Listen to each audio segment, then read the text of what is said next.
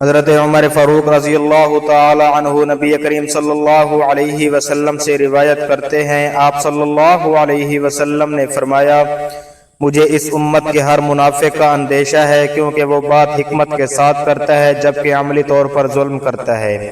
مشکوٰۃ المصابیح حدیث نمبر 5337۔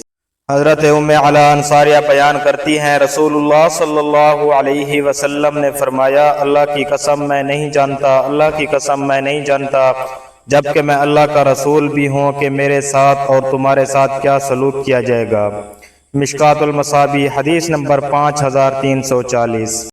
حضرت ابو ہریرہ رضی اللہ تعالی عنہ بیان کرتے ہیں، ابو القاسم صلی اللہ علیہ وسلم نے فرمایا، اس ذات کی قسم جس کے ہاتھ میں میری جان ہے، اگر تم نافرمانوں کے عذاب کے متعلق جان لو جو میں جانتا ہوں تو تم زیادہ روو اور کم ہنسو۔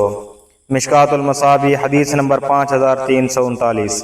حضرت ابن عمر رضی اللہ تعالی عنہ بیان کرتے ہیں، رسول اللہ صلی اللہ علیہ وسلم نے فرمایا، جب اللہ کسی قوم پر عذاب نازل کرتا ہے تو تمام لوگ اس عذاب کی لپیٹ میں آ جاتے ہیں، پھر وہ اپنے اپنے اعمال کے مطابق روز قیامت اٹھائے جائیں گے۔ مشکوٰۃ المصابیح حدیث نمبر 5344۔